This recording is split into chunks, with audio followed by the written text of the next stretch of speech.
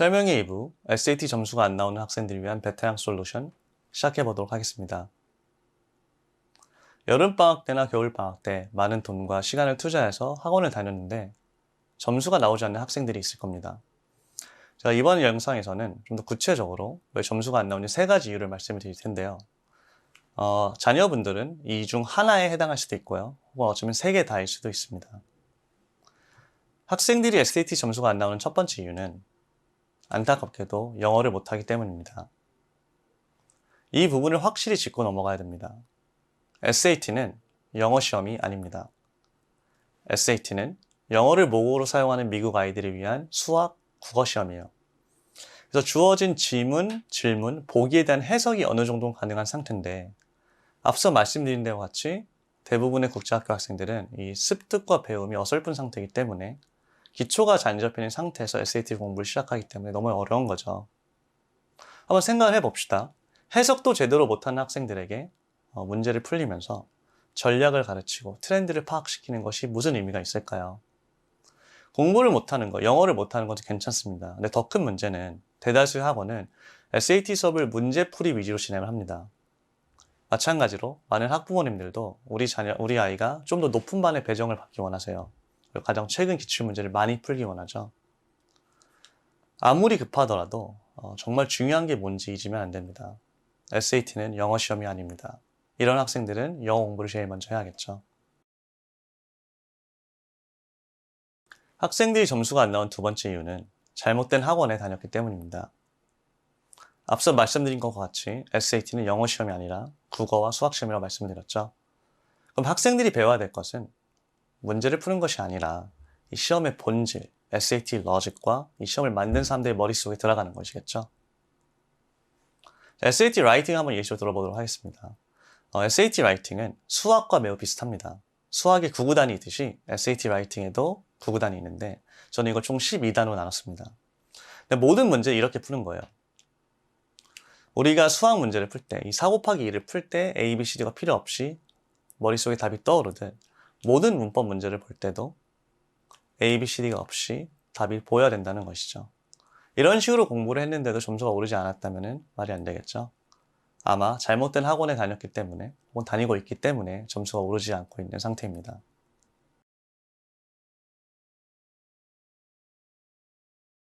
SAT 점수가 안 나오는 세 번째 이유는 학생들이 공부를 하지 않았기 때문입니다.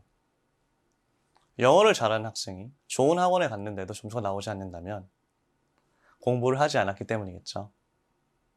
많은 학생들은 공부가 뭔지 잘 모릅니다. 학원에서 2시간 강의를 듣는 거, 4시간 강의를 듣는 건 공부가 아니죠. 공부란 강의가 다 끝나고 그날 배웠던 것을 정리하고 자기가 틀린 것들을 복습하고 맞은 것들도 운으로 맞을 수 있을 테니까 하나하나씩 혼자만의 시간을 보내는 것이 바로 공부입니다. 근데 정말로 많은 학생들이, 학부모님들이 학원을 다니는 걸 공부하는 걸로 착각을 하고 있어요. 그래서 앞서 말씀드린 이 세 가지 이유 때문에 혹은 이 이유 중 하나 때문에 자녀분들의 점수가 나오지 않고 있는 것입니다. 그리고 여기서 베테랑 수학원이 해결책이 될 수 있습니다. 베테랑스는 본질적인 영어 교육에 충실합니다. 파이널 반, 지금 당장 점수를 내야 되는 가장 높은 반을 제외하고는 모든 반에서 1차적인 목표는 본질적인 영어 실력을 발전시키는 것입니다. 그래서 문장을 문법적으로 접근하는 이런 읽는 방법을 가르치는 걸 넘어서 non-fiction이나 short stories reading 등을 통해서 학생들이 SAT 공부를 함께 읽기 쓰기 공부를 병행하는 거죠. 가장 최근에 있었던 여름 특강, 겨울 특강에서는 유바 하라리 작가의 사피엔스와 호모 데우스를 접목을 해서 화면에 보이시는 것과 같이 선생님이 직접 만든 문제를 통해 문장과 문단으로 글 쓰는 연습을 하는 것이죠. 그래서 이런 식으로 SAT와 non-fiction reading, short story reading을 병행하는 게 SAT 특강 기본 중 기본입니다. 베테랑스에는 가장 전문적인 강사들이 있습니다. 모든 학원은 자기 강사가 최고라고 말을 하겠지만 제가 아주 단순하게 좋은 강사를 선정하는 방법을 알려드리겠습니다. 제가 가르치는 SAT 라이팅과 IB 영어뿐만이 아니라 모든 과목에 해당하고요. 그리고 최소 조건입니다. 제대로 된 강사는 본인만의 교재가 있어야 합니다. 본인만의 교재가 없다는 것은 교재를 쓸 실력이 없거나 성의가 없다는 것이죠. 대부분은 시중에 나와 있는 교재로 학생을 가르치는데요. 학부모님도 들어보셨을 만한 좀 대형 출판사의 교재는 문제가 좀 많이 있습니다. 예로 한 번 출판돼 대량으로 나오기 때문에 즉각적으로 변하는 트렌드를 반영하기 매우 어렵고요. 그리고 이미 영어를 모국어로 사용하는 아이들을 위한 교재이기 때문에 최소한 이 정도는 알겠지? 라고 생각하면서 시작을 하는 교재들이 대부분입니다. 저는 2016년도에 처음으로 책을 집필해서 아이들을 가르치고 있습니다. 제가 쓴 책 SAT 라이팅 마스터 키는 현재 존재하는 어떤 교재보다 우수하다고 제가 자랑스럽게 말씀드릴 수 있고요. 그리고 변화하는 이런 코로나 시대, 온라인 시대에 왔어서 저는 유튜브에서 SAT 라이팅 101 시리즈를 통해서 아이들을 가르치고 있습니다.